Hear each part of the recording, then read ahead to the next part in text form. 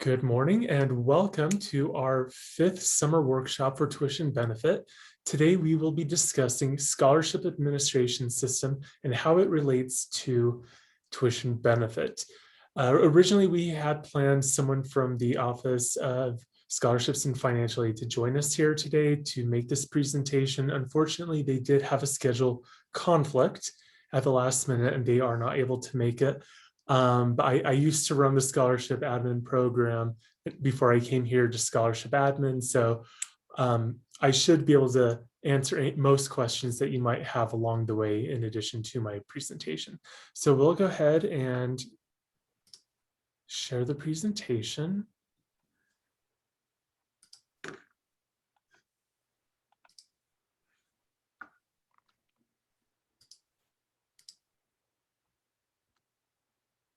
Okay, so University of Utah Scholarship Administration System. This is the university solution for departmental scholarship processing.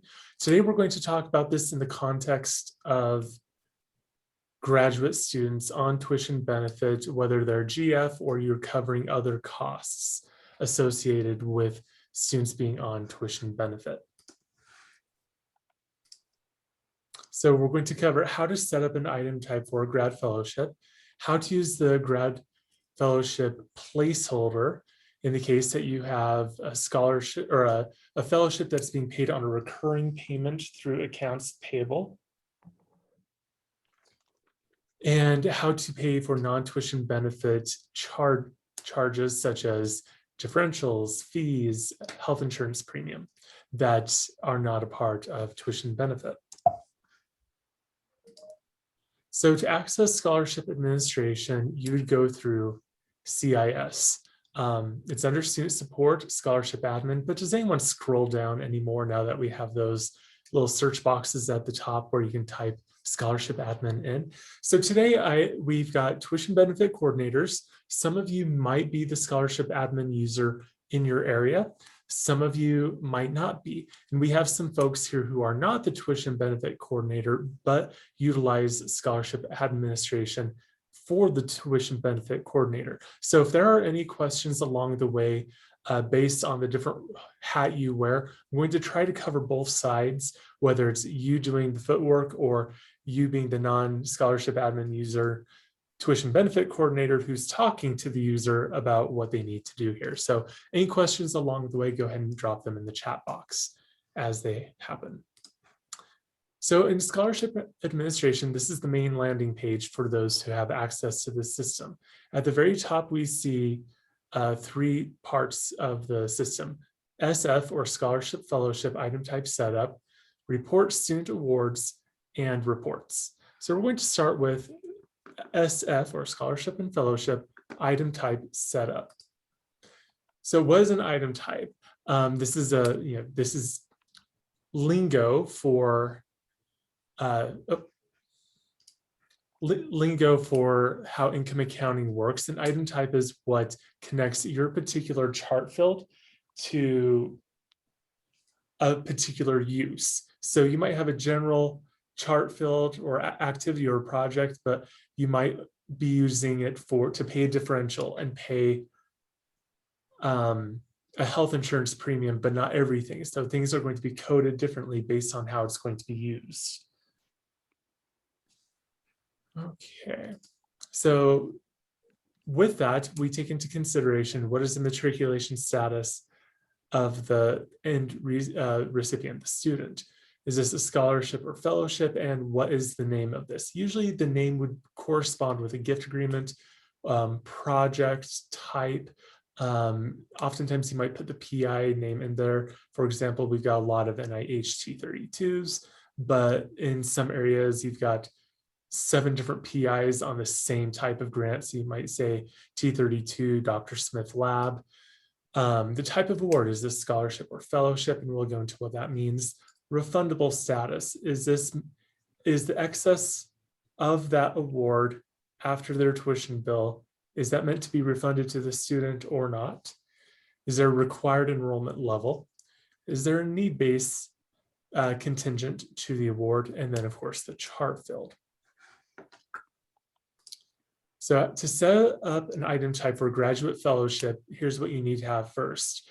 Of course, you can only work in your org that you have access to. Unlike tuition benefit, where for your department, there's just one org that you go to. Nursing is a good example of this. In tuition benefit, they'll just go into one nursing org for the entire college to do tuition benefit. But on scholarship admin side, they've got 5 or 10 different orgs based on the area of that fund. So you or the user needs to make sure they have access to the right chart filled area. Student status, because we're talking about this in the context of tuition benefit, your students will be matriculated. So you're going to be sure to click matriculated. Scholarship fellowship name, this is going to appear on multiple places. On the student's award status, when they go into the CIS to view their financial aid status, it's going to be on the employee end. It's going to be on the student's tuition bill. It's going to be on a number of places where the student and university staff will see that. So you want to make sure that the name is proper. You don't use any sort of proprietary information like a chart filled number. That has happened before. I did once have a department who, a couple of different departments, one said labeled their award, "We're not cheapskates." That did not go over well. And the other said, pardon the French, "Shit happens." It was well-intentioned, like, we're here to help you with emergencies because things happen. But they named it one particular thing that did have to be changed. Short name, this is back end. You have up to 10 characters. And then is this a scholarship or a fellowship? So here's what the difference is between scholarship and fellowship. A scholarship is for undergrad, graduate, law, medical, dental would be non-refundable, or for undergrads, it can be refundable. And this goes down to partially IRS definitions of different types of aid for a student. A graduate fellowship is refundable only and for a graduate student. So if you are entering an award that is going to be used for their GF, it must be set up as graduate fellowship. And so in type, you'd put grad fellowship. And then, of course, this little disclaimer comes up saying recipients will be eligible for the tuition benefit program. You want that to happen. Okay, and so, of course, refundable, it will automatically see all charges for the term, including housing and residential education charges, and then graduate, law, medical, dental. Other areas of setup, you have to indicate an enrollment, either half-time, full-time, or any enrollment. Scholarship administration does work with the university's definition of 3 thesis hours is full-time. Tuition benefit is not to that point yet. If they are in thesis hours, you still have to be in 9 thesis hours to be considered full-time for tuition benefit to work. So whatever is appropriate here for your area, but of course, bear in mind, if you say any enrollment or half-time enrollment, and that student only enrolls in 1 credit or 3 credits below the 9 credit requirement for fall and spring, they will get their fellowship money, but their tuition benefit will not go on. So kind of keep that in mind in case you want the two to have the same standard.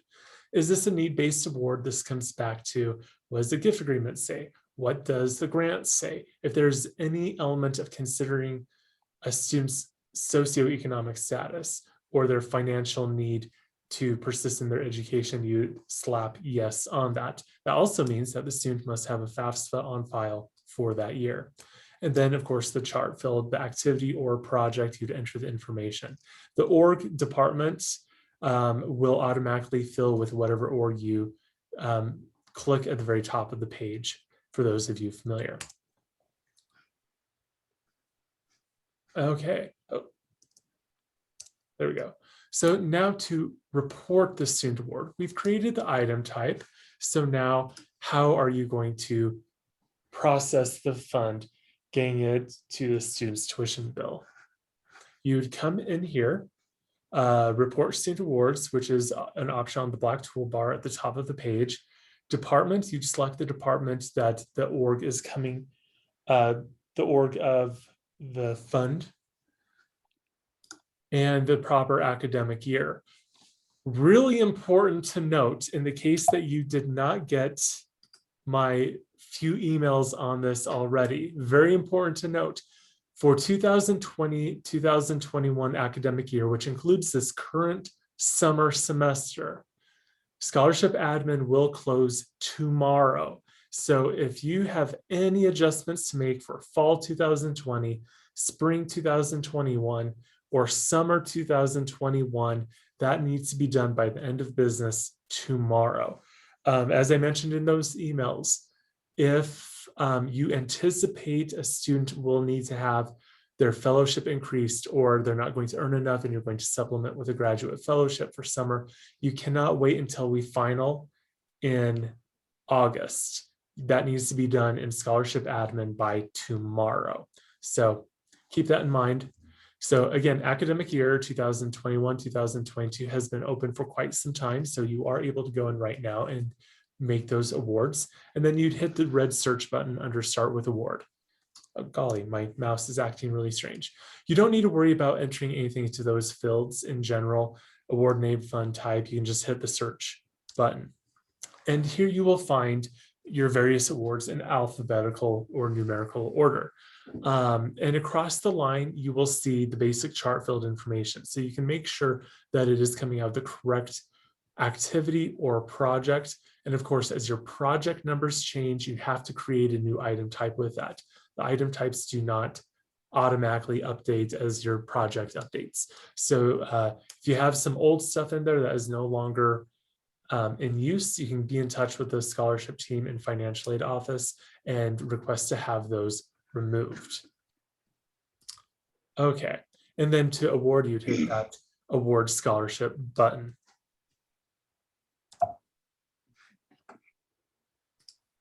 Okay, when you click the view award details, you will see everything that we entered into the item type setup. So here you can see, of course, the item type number 71, lots of zeros and a few other numbers. When you work with the scholarship office, you might they might ask you, what is the item type? And you would say it's 7100001077. Okay. And then we see that the student status matriculated. Again, for tuition benefit purposes, it needs to be set up as matriculated because your students are degree seeking. Career here is undergrad, so that would not work for tuition benefits because you are working with graduate students. Required enrollment level full-time. All charges for the term, refundable, yes, need-based, no. Okay, so we click that award scholarship on the right-hand side, and then it brings you to this page. If that particular item type has already been awarded to a few students, you'd see their names listed there with the fall, spring, summer amount. To add a new student, you guessed it, click Add Student to this award. Pretty cut and dry. So here you will enter some basic information, the student's name. You can enter it by name, but you think there's only one student in our database with that particular name. I guarantee you there are 7. So use the unit either with a U or a 0. It works both ways. And then you have these questions here, SB 81 and SB 253. These are state of Utah Senate bills. Because we are a state of Utah institution, we are required to be adherent to those state policies. The first one, SB 81, related to allocation of state resources. So this related to the University of Utah, SLIC, USU, UVU, among all the state of Utah institutions, as well as the State Department of Public Health and other state agencies. And it pretty much said that to be eligible to receive such resources, you must be lawfully present. Okay, so this is why it says, has the student provided documentation or self-certified as a self-certified their U.S. citizenship? If you do not know the answer to that question, and by know the answer, you either have it written in front of you where the student signed a paper saying, yes, I am lawfully present, I'm a U.S. citizen, what have you, or it comes across on your academic works data download, then leave that at the default of no. just in case there is ever an audit and that data is required. If you do not have that in any place, you just go ahead and hit no. There's no ramifications for the student if you leave it at the default. SB 253, a few years later, the state legislature went back and said, okay, specifically for higher education, what do we do for those who are not lawfully present, specifically those who are DACA or undocumented, because they're not eligible for state resources. So how can we help them scholarship-wise? So that's where they come back and say, provided that that student graduated from a Utah high school, they are eligible for privately funded scholarships. So it must come out of a 6,000 fund 99.9% of the time, sometimes out of an 87 or 8,500 account or whatnot. But again, if you do not know whether that student graduated from Utah high school or not, you would click, or you'd leave it at the default of blank. Okay, so now that we're done with that policy stuff, down to the amount, you'd enter in the fall amount, the spring amount, and the summer amount. If any of those are 0 or unknown at this point, so right now you can enter fall in. So you can enter in that box, fall, $9,000 for a graduate fellowship. But if you're not sure if they're going to be on it during the spring or how much for the spring, and summer is just too far away to know what it's going to be, you can go ahead and put zeros in there and just go back and edit down the road. What should that happen? Okay, so some important information here on the timing. Tuition benefit, for example, when you enter in a benefit today, immediately the student will get a notification of that, and it moves forward pretty quickly. Scholarship administration, on the other hand, is not quite as quickly.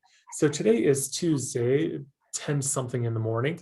You go in and put a scholarship in, okay? Then tomorrow, about 8, 9 o'clock in the morning. Okay, so just a reminder, in case any of you are not muted, go ahead and mute, just in case you have phone calls or conversations on your side. So day 2, which would be tomorrow, that anything you do today in scholarship admin will move over to PeopleSoft, which means that the student will then be able to see that on their financial aid award status in CIS, and the financial aid office will see that on their side. And then day 3, which would be Thursday night, that would be applied to the student's tuition bill. So nothing is ever automatic. If you are telling a student, yes, you're going to have a graduate fellowship, we're putting the money through today and it's the middle of the semester, or at least the first day of school, the student is not going to have a refund in their pocket tomorrow. So it has to go through all this process. Day 3, by the time that is applied to that student's bill, if there are no charges for that graduate fellowship to pay, then it will be refunded to that student. Of course, then it goes through the usual income accounting refund process of 5 to 10 business days. If a student is on direct deposit through income accounting, not their AP direct deposit or University of Utah employee direct deposit, but through income accounting, which students can do that through CIS, then they usually receive that within 48 hours in their bank account. Otherwise, a check takes 5 to 10 business days, more around the 5 business days to be sent to that student. For non-university charges, what happens is scholarship through scholarship admin, report with a placeholder, and then move the money through AP or the travel office, departmental purchasing. So specifically for those of you who are using scholarship administration or using AP to pay a graduate fellow. So your grant, such as NSF or NIH, NASA, what have you, says that the student stipend must be awarded in or dispersed in monthly or quarterly increments. You would do this through accounts payable. But because that is a resource for the student, you still have to report that in scholarship administration, and you do that with a placeholder. And this is how you do that. At the bottom of your page, underneath all of your set up item types, you will find what we see here, placeholders. And you can tell it's a placeholder because across the line where the chart filled information would go, it would normally say such and such fund, such and such activity, etc. It says NA, not applicable, because no money will flow through that. So if you use this books and supplies, you put $50,000 on there for spring, not a penny of that will hit that student's account. It's just a placeholder. Of course, if you do that for $50,000, they're going to be hugely an over award, and there are going to be a lot of ramifications. So never play around with that. That's just an example. And then the same way here, you would use award scholarship to award the scholarship. So then you also have the opportunity to pay 100%. So this is now, we're not talking about grad fellowships, we're talking about those other charges that you might be paying, such as health insurance, differentials, and other fees. So whatever the charge type is, you can specify that your item type is for differential charges only or health insurance only. You would say, if you click 100%, it will pay 100% of whatever that charge is. It's only available when it's non-refundable. So that graduate fellowship that you set up cannot be used as a 100%. It needs to be a scholarship, not refundable. And it is a manual process. It does take about 1 to 3 additional days for that to be applied to the student's bill. Okay, so again, you put the student's ID in, you answer the questions as you are able, or you leave them at the default, and then you enter in the amount, or you can hit 100%, which I apologize.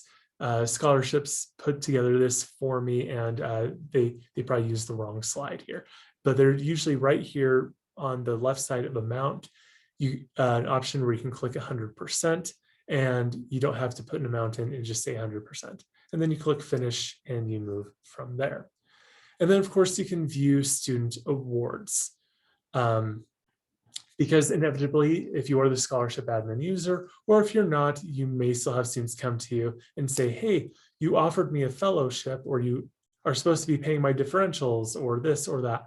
Where's the money? You can go into scholarship admin, of course, select the correct academic year, and then put the student's unit in the student box and hit start. And inevitably, you will see this. Any scholarship entered into scholarship admin, whether it was by you or a different user or from a different department. If it was entered into scholarship admin, you can see that here. And so we see at the top, fall 1,000, spring 1,000, summer 0. And a student says, well, I never got my, let's say, spring amount. So you click the view amount details, you see the disbursement, what actually was applied to the student's bill. 1,000 for fall did disburse, but 0 for spring.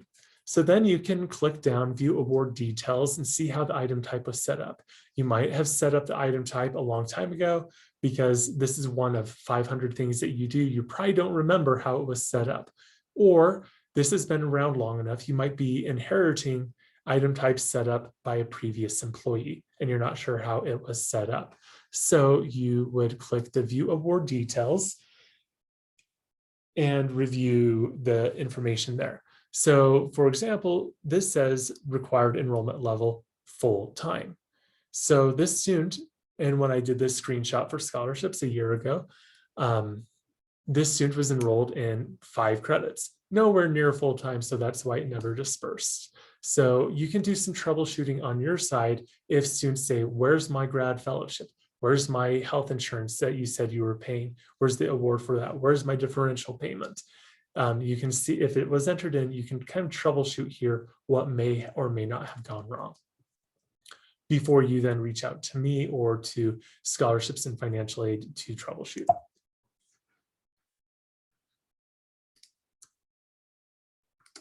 Okay, over award caution. Sometimes when you enter an award, once you put the student's unit, you might get this warning, awards may have a negative impact on the student. call that number. Absolutely call in or email into scholarships and say, hey, I got this warning. I'm trying to award $9,000 graduate fellowship to this student, and they'll give you some guidance.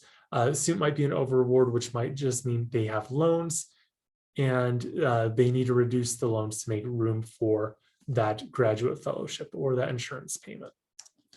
Procedure for health insurance. So if the student is an international student or they are on the graduate tuition benefit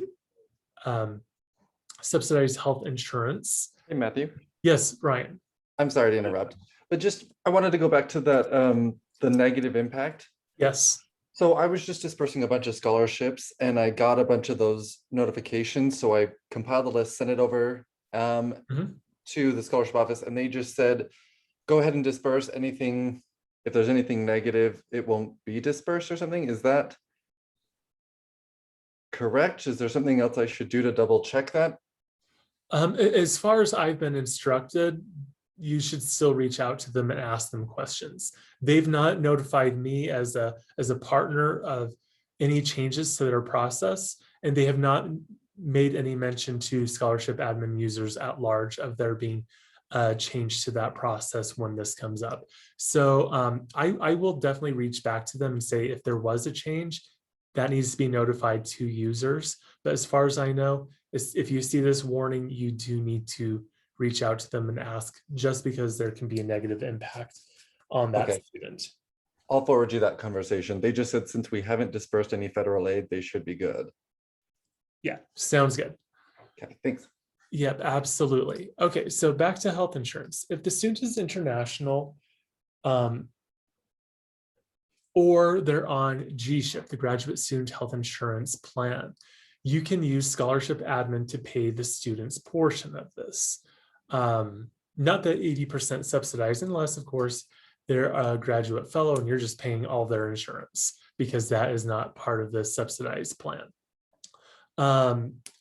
You'd use an item type that includes health insurance, which could be all charges for the term all the way down to health insurance only. And you process that through here. If you are covering their health insurance charge in a different way, such as you are reimbursing the student, you are paying United and EMI directly, any way where you are the one being billed and you are paying them directly, the insurance company directly, you'd use the miscellaneous award item type to report that amount in scholarship administration and then pay as you normally would. And then of course, there are the scholarship fellowship reports. You can view these for the life of the system, which is back to 2014, 2015. And this can be useful to run to make sure that your projects are still correct, or if the item type is no longer, or if the project is no longer valid, you know which item types need to be disabled and removed and such. So this is a good report to run, share with your accounting team or your grants and contracts officer or whoever is over that task in your area. Okay, so there have been some changes to the scholarship team. I am no longer there. Jenny Ryan is no longer a part of that team. Cheryl Hansen has retired. So any questions about scholarship administration, overaward and such, you'd reach out to Ashley Stevenson, James Farnsworth, or Renetta King. Okay, with that, any questions that you may have about scholarship admin, particularly how it relates to tuition benefit, the time is now yours to ask those questions. Hi, Ryan. I have a question for you. This is Wanley speaking here. And yes. I'm new in the department, and I am pretty much like recreating history and looking at how the students were awarded, and some of the doctoral students were awarded into 2021 or the previous years. So when I set up the new year 21-22, and when I click the students, and does it out-populate what the student had before, or do I need to go back to 2020 in the system, look at and how they're set up, and then go back to 21? Does the system allow the option to pre-populate, and then I can edit? Does that make sense? So Can you explain that a little bit more? You want to edit So I a will be previous award. not, well, if the student will carrying over a similar award, obviously there will be some changes and updates. I need to know if when I select the student in 21 and 22 fiscal year, if that will populate how the student was pre-awarded before. Oh, no, No. you have to enter it all fresh. Okay. Yeah. So if you're not sure what that looks like, you can run a report in that report section, award roll up. And I did just put the PowerPoint in the chat box for anyone to download who would find that helpful. So yeah, you just run a report. A student award roll up is probably the best option for 2020, 2021. You can see how the students were entered in, and then you can just replicate that as you enter for 2021, 2022. That makes sense. Thanks. Absolutely. Other questions or concerns? I think this was our quickest presentation. Matthew, I've got a question for you. Yes, Tiffany. Hi, this is Tiffany from Mechanical Engineering. We've got situations in which we've got questions from faculty about when to use XTBP versus scholarship admin. And I'm going to throw out an example. I'm sure you've heard this from me before. About thesis hours. Yes, the thesis hours. So in this situation, students are only required to take 3 hours of thesis credits, and they would normally be on XTBP, and the grant would pay that tuition. However, if they're on XTBP, they're required to sign up for 9 hours. So then it costs the grants more, and it also costs, in my case, the students more on differential tuition. So I've got lots of faculty who don't want to use XTBP and just want to use scholarship admin to pay tuition from their grants. So there are a couple different factors to take into consideration here. The first one, because you can absolutely use scholarship admin, thesis hours are billed at 1/3. So if you put them in XTBP, they enroll for 9 credit hours. The thesis hours will be billed as if they were enrolled in 3. You would use XTBP particularly if that student is going to be on the subsidized health insurance. If you use scholarship admin, there's no subsidized health insurance option for them because they also have to be full-time for that option. But if the student is only needing to be in 3 credit hours, or let's say they're going to defend that semester, they're defending in February, they only need 1 credit to defend, scholarship admin is absolutely an option there that could be better. That is a question to have really internally on what's going to be best. But from my purview, my suggestion is it really does come down to primarily, is there an insurance consideration there? Because again, if they are going to be on the subsidized health insurance as an RA, TA, or GR earning 100% tuition benefit, they can only get that through tuition benefit, not through scholarship admin. Tiffany, it also goes into the fact that if they only need 3 credit hours, scholarship admin may be more financially advantageous because you don't need to support the student at 100%, as you would if you were using extended tuition benefit. Because extended, it's the same rules as tuition benefit. They have to be supported by your department, and that they have to be registered for a minimum of 9 credit hours. So I think it just goes along as to what's going to be the better option financially for your grant to help with those tuition dollars in the long run. Wonderful, thank you both.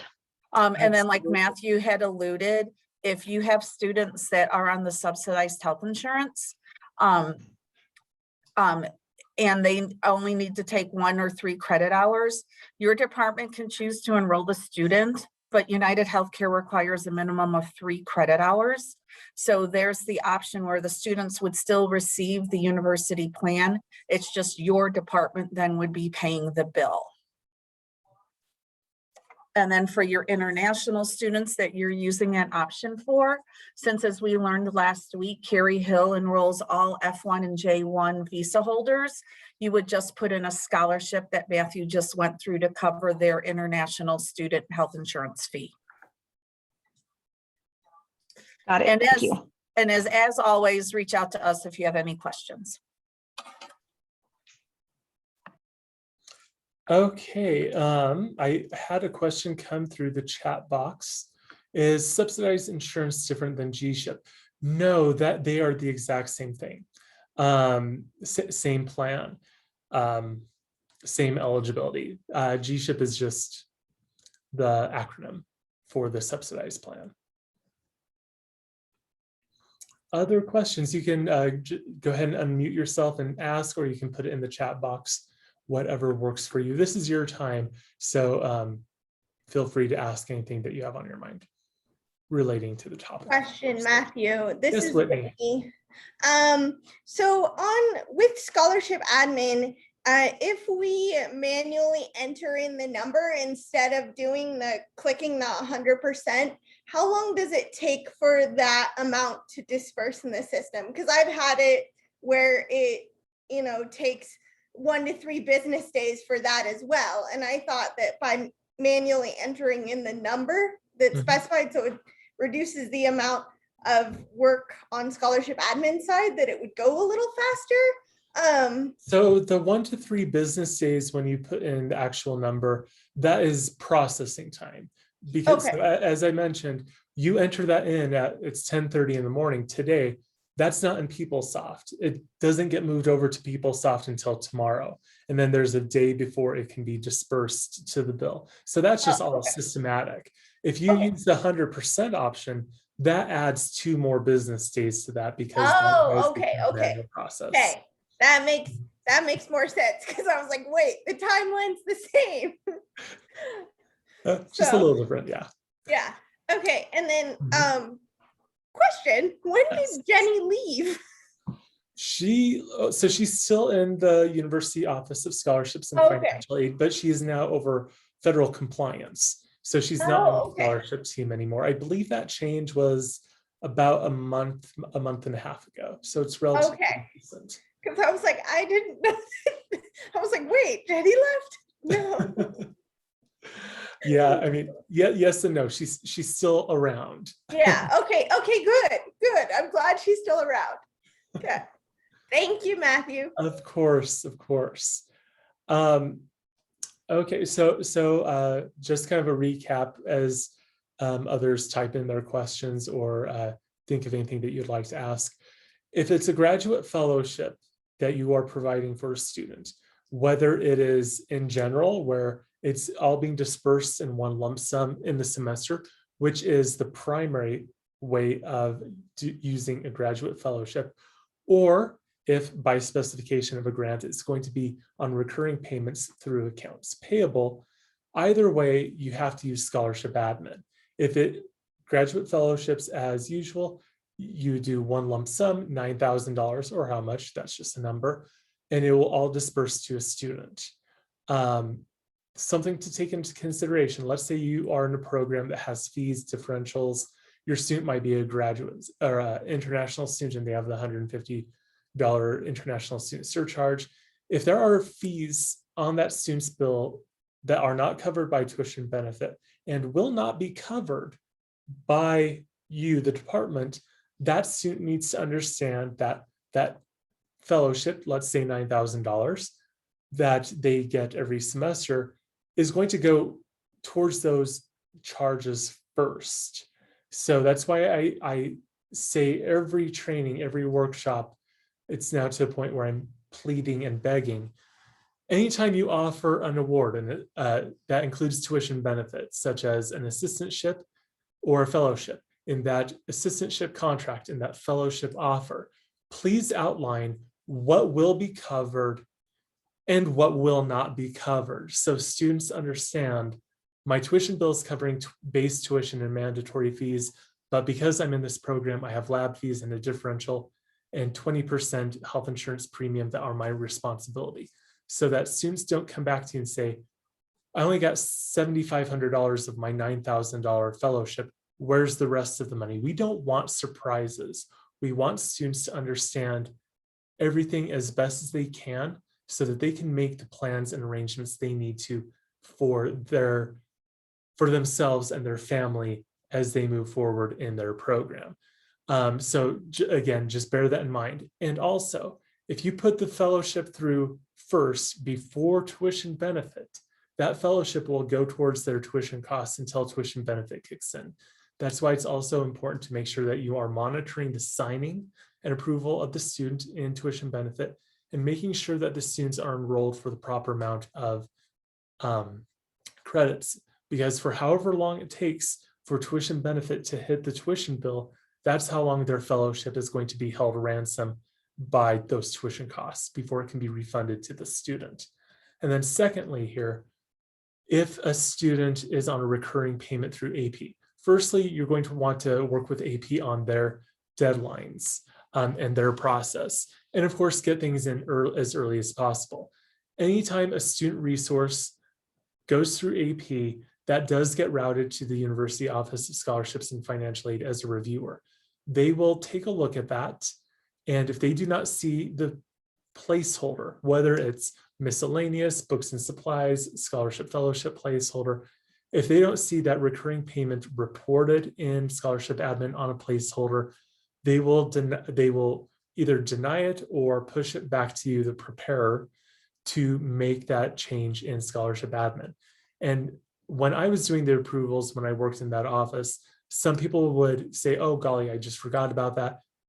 2 minutes later, they do it and I can hit approve. Other times people would just let it sit there for a month and students start calling everyone saying, where's my money?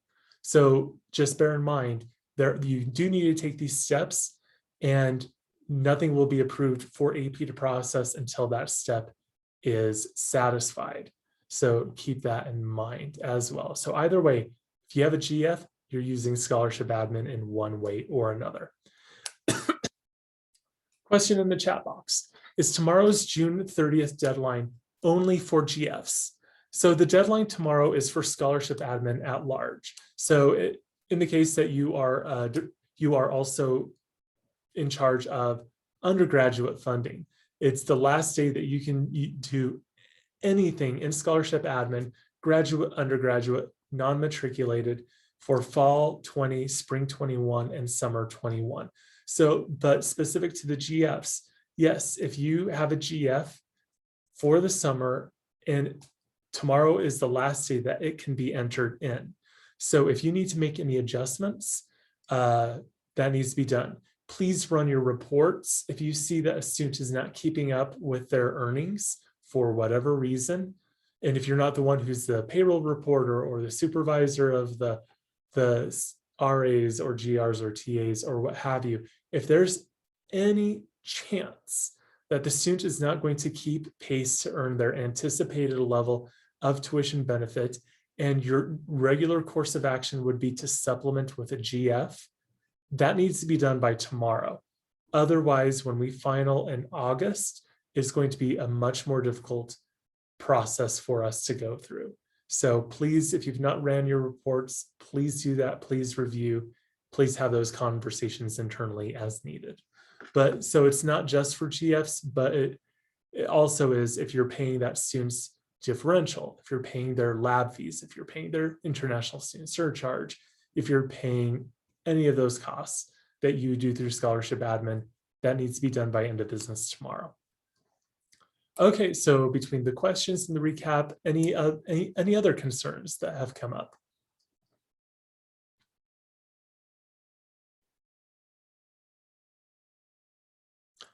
Okay, so I'll stay on for a bit in case anyone does have anything that does come up.